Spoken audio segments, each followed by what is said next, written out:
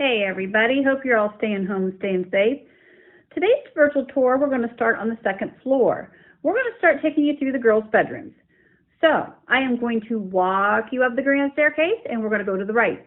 That's where the girls' bedrooms are located in the home. And I am going to tell you all about the oldest daughter, Miss Louise. See you there in a minute. When you reach the top of the grand staircase, you will see a series of doors to the left and to the right.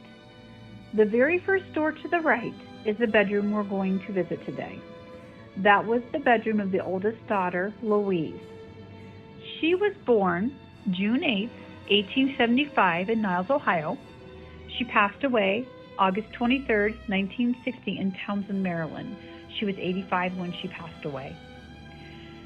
She moved into the Reeves home at the age of 26 in 1901.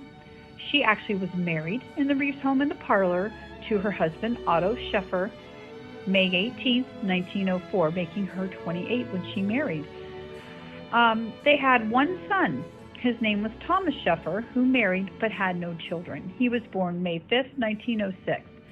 So their line ends. It's a little sad.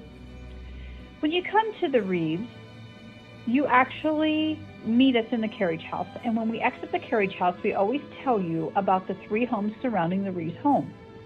Louise and her husband lived in the house to the left, which is gray, on Boat Street. That's where they resided after they were married. When you enter the bedroom, the first thing you're going to notice is the brass bed.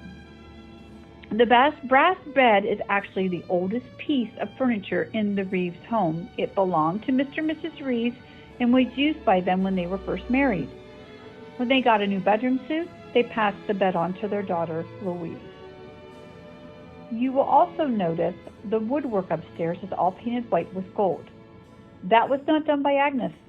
That was actually how Mr. Reeves had the upstairs painted and what you would have seen had you lived there in 1901. When you look at the mantel above it is a portrait. That is our Miss Louise as a young lady. To the right is a marble sink. Now, for a young lady to have indoor plumbing, let alone a marble sink in her bedroom in 1901 was quite the luxury. There is a little story behind the sink. After Mrs. Reeves died in 1926, the house sat empty for a while until daughter Agnes came to remodel. I'm not quite sure when, but unfortunately, that sink sprung a leak, and in those days we just didn't turn off, faucets like we should have, or I don't even know if you could, if it had a shut-off valve.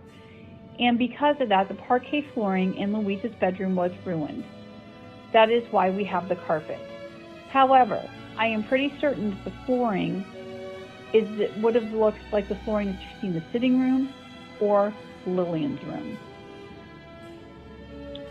The last thing I'm going to draw your attention to is the wardrobe. The wardrobe would have been common at Victorian time period because there were, if you notice, there's no closets in the room. They did not have the clothes or the amount of clothes that we did. The hanger wasn't even invented in 1903, so it was very common for them to have a wardrobe in their room to store what clothes they would have worn. The only other thing I would bring to your attention here is if you notice before you go into Agnes's bedroom, there is just a doorway there. No door to shut, just an open archway. I do get that kind of every once in a while I get asked on a tour, well, what about private? Why didn't they have a door? Well, in 1901, we did not have air conditioning. So that was, I'm pretty sure, for ventilation between the rooms and the upstairs. I certainly hope you enjoyed your tour today of Louise's bedroom and hope you come to see us soon.